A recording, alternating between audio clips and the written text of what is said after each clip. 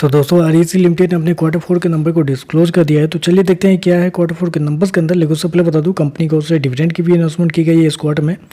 ₹5 प्रति शेयर के हिसाब से कंपनी आपको डिविडेंड देने जा रही है। चलिए कंपनी के नंबर देख लेते हैं। मैं आपको मार्केट का जो एस्टीमेट है उसके कंपेयर में आपको समझाता हूँ कैसे कंपनी के नंबर देखने को मिल रहे हैं। तो देखिए पिछले क्वार्टर में कंपनी का टोटल रेवेन्यू जो कंपनी ने ऑपरेशन के थ्रू जनरेट किए थे 12,051 करोड़ के आसपास, पिछले साल 10,243 करोड़ के आसपास, जबकि अभी देखें तो बढ़ के 12,677 करोड़ के आसपास कंपनी का टोटल इनकम देखने को मिल रहा है। तो साल दो साल देखें तो साल दो साल कंपनी के टोटल रेवेन्यू जो के अंदर एक बेहतरीन तेजी आपको देखने को मिली है।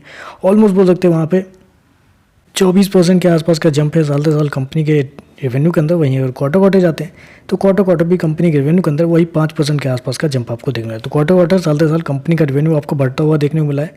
कंपनी के इंटरेस्ट इनकम की बात कर लेते हैं तो पिछले क्वार्टर में 11,812 करोड़ कंपनी जनरेट किए थे, पिछले साल मात्र 9,903 करोड़। अभी देखें तो बढ़ के 12,168 करोड़ के आसपास आपको देखने को मिला। तो कंपनी का इंटरेस्ट इनकम भी देखें तो आपको साल दो साल क्वार्टर आपको बढ़ता हुआ देखने को मिल रहा है। मैं आपको बता दूं, इस क्वार्टर में कंपनी ने 12,706 करोड़ के आसपास का टोटल इनकम कंपनी ने जनरेट किया था, जबकि मार्केट का अनुमान था कि इस क्वार्टर में कंपनी का जो टोटल इनकम है 12,500 करोड़ के आसपास आता हुआ देखने को मिलता है। आप कह सकते हैं मार्केट के अनुमान से बेहतर ही कंपनी का रेवेन्यू आपको देखने को मिल रहा है।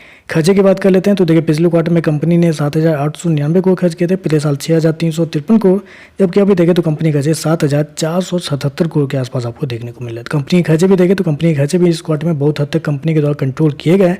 और उसके पीछे कुछ रीजन भी है। रीजन है कि इस क्वार्टर में कंपनी को इम्पेयरमेंट ऑन फाइनेंशियल इंस्ट्रूमेंट है, वहाँ पे देखें तो कंपनी को 733 करोड़ के आसपास का फायदा हुआ है, जिसकी वजह से कंपनी का जो एक्सपेंस है वो आपको थोड़ा सा कम होता हुआ देखने को मिला है। चलिए कंपनी का नेट प्रॉफिट क्या निकलता है वो देखते हैं। तो देखिए पिछले क्वार्टर में कंपनी का प्रॉफिट 3,308 करोड़ के आसपास, पिछले साल 3,065 करोड़ के आसपास, जबकि अभी देखें तो बढ़ के 4,080 करोड़ के आसपास कंपनी का जो प्रॉफिट है वो आपको जाता हुआ देखने को। तो साल दो साल देखें तो साल दो साल कंपनी का जो प्रॉफिट है उसके अंदर एक बेहतरीन तेजी आपको देखने को मिला। ऑलमोस्ट बोल सकते हैं 32 से 33% के आसपास का जंप है साल दो साल।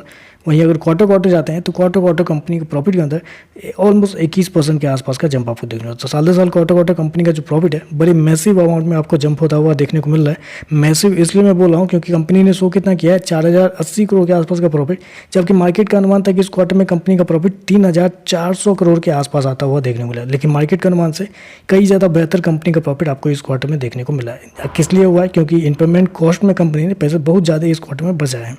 चलिए कंपनी का ईपीएस क्या है वो देखते हैं।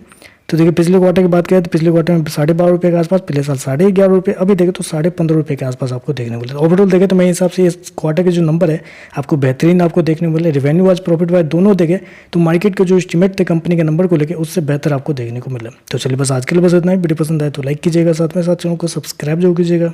धन्यवाद।